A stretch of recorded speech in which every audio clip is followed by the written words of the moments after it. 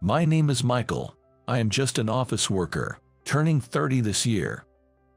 I work as a salesperson at a major company on weekdays, and I dedicate my weekend to my passion for cycling. That's my ordinary life. Today is Sunday, and it's a beautiful, warm day. There was no rain forecast, making it a perfect day to go out, so I hopped on my mint green bike and went cycling. Now, where should I go today?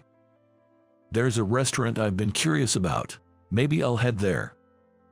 After exercising by cycling, I love eating a refreshing meal. The meal seems to taste several times better as it soothes my heated body. I have a gathering with friends from my college days this evening, so I need to be back home by then. The restaurant is just beyond a small hill. I plan to cross the hill, eat, and then cross it again on my way back. By the time I return, it should be just the right time. It happened on my way back, after I had crossed the hill and eaten.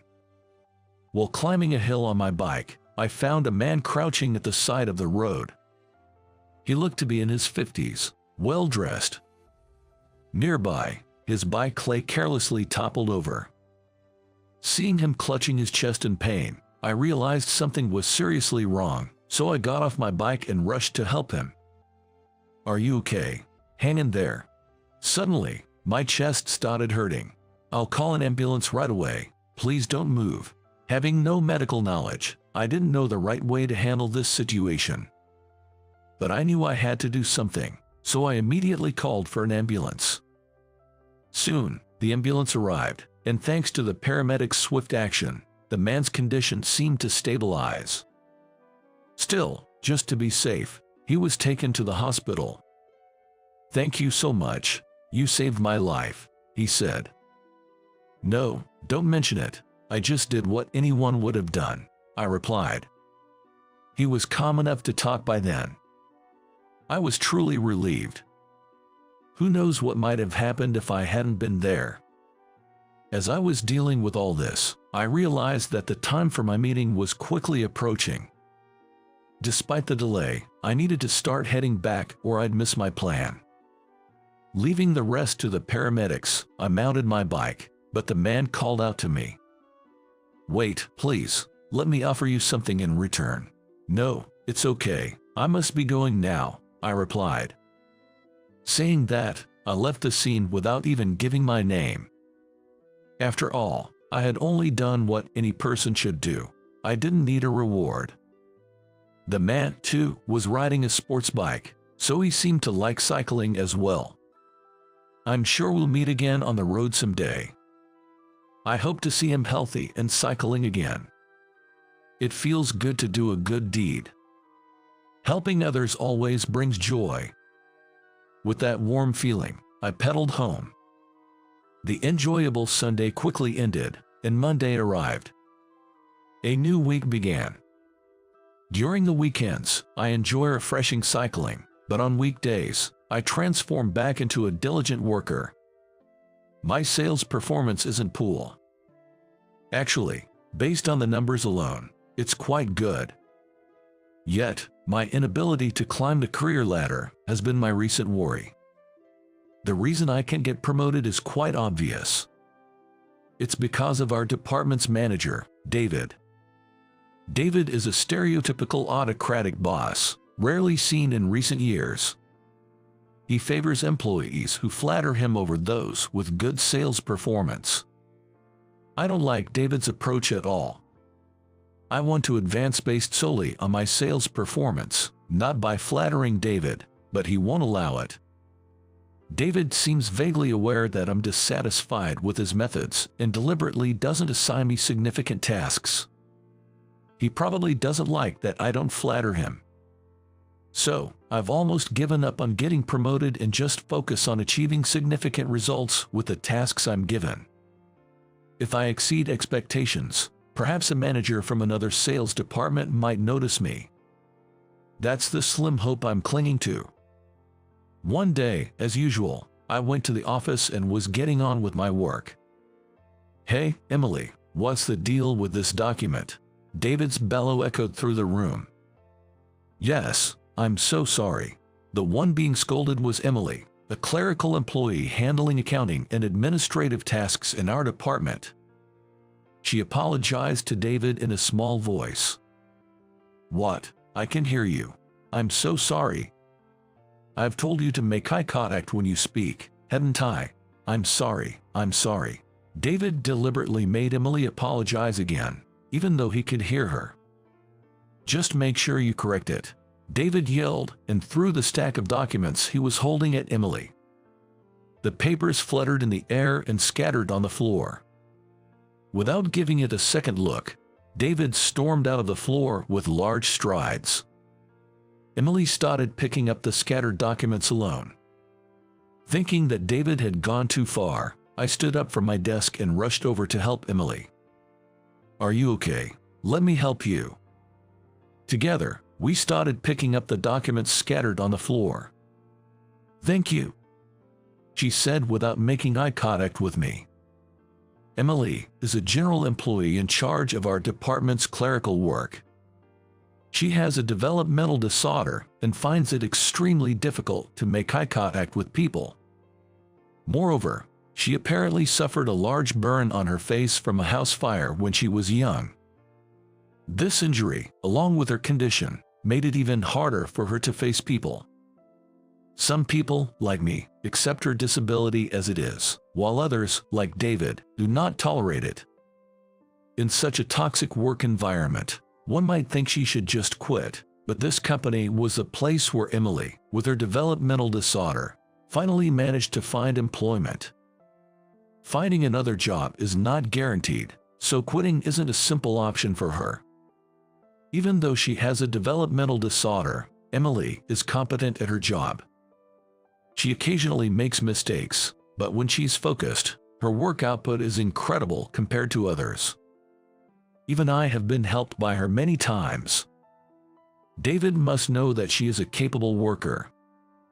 Yet, he discriminates against her because of her developmental disorder, subtly bullying her in hopes she'll quit.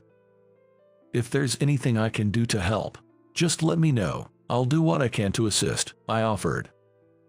"Thank you, but if you pay attention to me, even you might get bullied by David," she cautioned. This was the reason why other employees, despite noticing her mistreatment, didn't help her. Defending Emily, who was targeted by David, could jeopardize their own career advancement. David already promotes employees who flatter him. If I were seen defending Emily, it could completely ruin my chances for promotion by upsetting David. "It's okay. I have no interest in sucking up to David for a promotion," I assured her. "Is that so?" Emily seemed relieved by my response. She still didn't meet my eyes, but her voice softened a bit, conveying her emotions. I was content just being able to communicate with her in this way. A few days later, another incident occurred. "Emily, what's this? The numbers are wrong." David's angry voice echoed from the early morning. Again, I sighed in frustration. "These numbers here. This is an important document. How are you going to fix this?" "I'm sorry, but these numbers were based on the instructions you sent via email. Are you defying me? That's some nerve you have." From what I overheard, it seemed Emily had prepared the document with numbers David had mistakenly instructed her to use, and it was sent to a client. Clearly, it was David's mistake, but he was blaming Emily and shouting at her. This was beyond unreasonable. I don't care if you have a developmental disorder or what, but you should be grateful for being employed. Don't defy me. Yes, I'm sorry. Besides, you're a woman. Why don't you dress more femininely? Put on some makeup to cover that ugly face. You look like a monster. David's words froze the air around us. This was too much. A woman's appearance has nothing to do with her work. Furious, I found myself in front of David, slamming my hands down on the desk loudly. Enough already. From what I've heard, the mistake in this document was due to your incorrect instructions, wasn't it? Moreover, a person's work has nothing to do with their appearance. Why do you find joy in saying things that hurt women? I couldn't stand David bullying Emily. heartlessly exploiting her vulnerabilities for his amusement. I wanted to make him realize he was doing something utterly despicable as a person. But my words didn't reach him. Instead, David turned his anger towards me. "Michael, who do you think you are, talking to me like that, defying me?" "I'm not defying you. I'm just stating what any decent person should," I retorted. David became furious, and sensing that things were going seriously awry, the other employees, who had been silent until now, started to buzz with activity. "Michael, stop it. This is bad. Don't push it too far. It's dangerous. Apologize already." Whispers of caution reached me, but I didn't back down. Once my anger boiled over, it wasn't easy to calm down. "Apologize to Emily," I demanded. David glared at me, clearly displeased with my attitude. "You've got some nerve. If you dislike working under me so much, go work under someone else. I don't need someone who defies me in this department. I never wanted to work under you in the first place. Go ahead, transfer me if you can." Our exchange had turned into a heated argument. In my anger, I had spoken to my superior in a way I shouldn't have, but I had no regrets. The argument ended when David banged the desk and stormed off. Emily looked at me worriedly, so I reassured her with a smile and went back to work. The next day, the official notice came. True to David's words, I was transferred out of the sales department to another division. I ended up in a subsidiary's document sorting department. It was a small department with just a few part-time older ladies. Of course, there was no other young employee like me. The transfer clearly steered me away from any path to promotion, an evident show of David's malice. It seemed they had no intention of letting me work in sales anymore. I decided to be thankful that at least I wasn't fired. While working modestly here, I thought maybe I should start looking for another job. Now that I've been removed from my sales position, there's no meaning for me to stay at this company. I felt defeated by that power-harassing manager, but there was nothing I could do. A few days after I started working like a robot, I noticed something different when I came to work. The part-time ladies seemed unusually restless. "What's going on?" I asked. "Today, the new president is coming to visit our department as part of his greeting rounds." "That's right. No one of his stature has ever come to visit us before, so everyone's quite excited." I remembered an email about an internal appointment of the new president. Indeed, I had only been vaguely aware of it. It was rare for someone important from the company to visit this often neglected department, and the ladies were eager to show off their diligent work. The atmosphere was different today. A president visiting us personally seemed like a very conscientious person. But for me, no matter how hard I worked, I knew I wouldn't return to sales. I couldn't bring myself to be as enthusiastic as the ladies, so I continued my work as usual. Then, the time came, and the new president arrived for his visit. "Excuse me, I'm the new president, Alexander." Everyone stopped their work and stood up, applauding to welcome President Alexander. The new President Alexander was a well-dressed man in his 50s. Despite his age, he had a fit physique and a graceful posture. He might be involved in some kind of sport. "If you have any trouble, please don't hesitate to contact me. I aim to create a workplace where everyone can work happily," he said. There was something familiar about President Alexander's face. Have I met him before? I couldn't immediately recall, but as I looked at him, trying to remember, our eyes suddenly met. "Ah, you're the guy from that time." President Alexander, recognizing me, approached with a sparkle in his eyes. "I've been wanting to thank you. I've been looking for you since you helped me on that hill. I never imagined we worked at the same company. It all came back to me then." He was the man I had helped while cycling. "No, I just did what anyone would do. I'm glad to see her well," I responded. "I really owe you one. If it weren't for you, I don't know what would have happened." I'm truly grateful, he expressed. President Alexander extended his hand for a handshake, and I reciprocated naturally. He was a person of good manners, treating even a subordinate like me with respect. So different from a certain power-harassing manager. I wish I could work under someone like him, I thought. By the way, Michael, I have a question for you.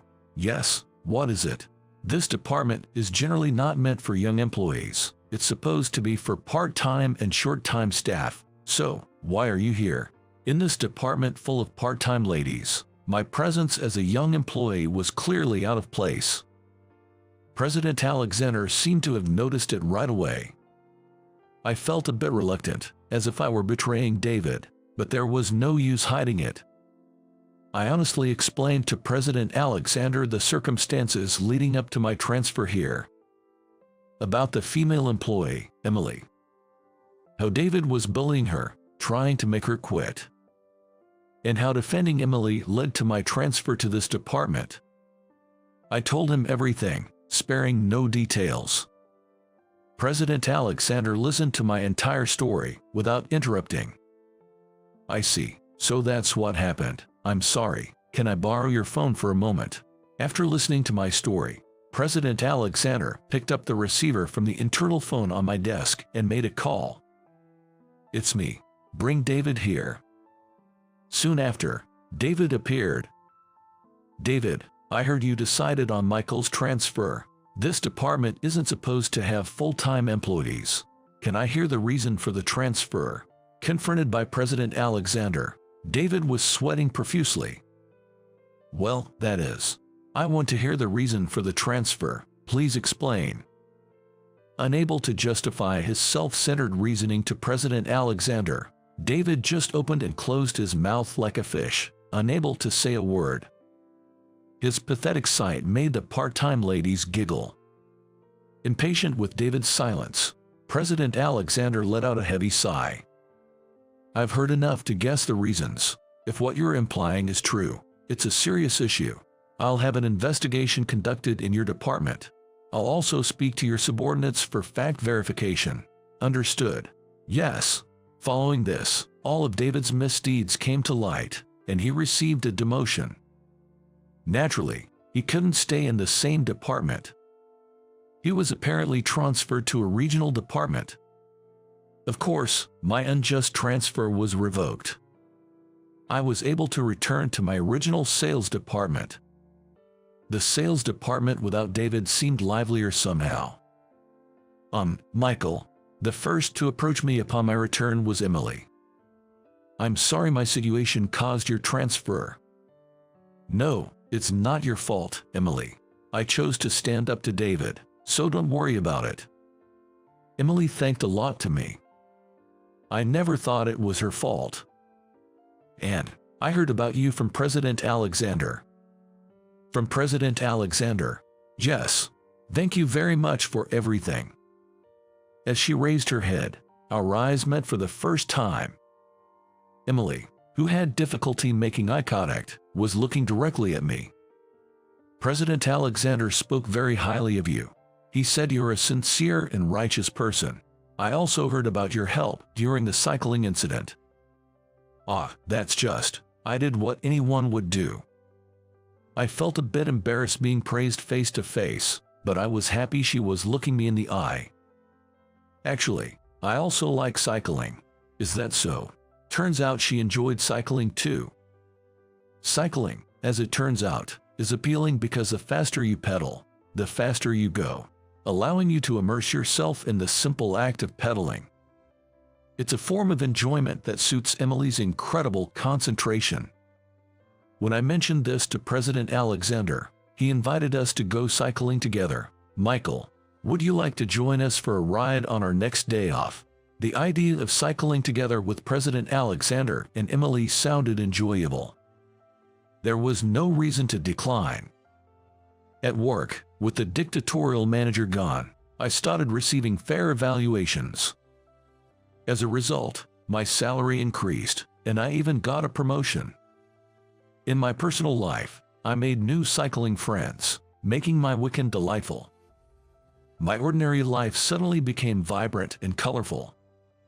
I was sometimes ridiculed for being too serious, but I'm glad I stayed true to what I believed was right.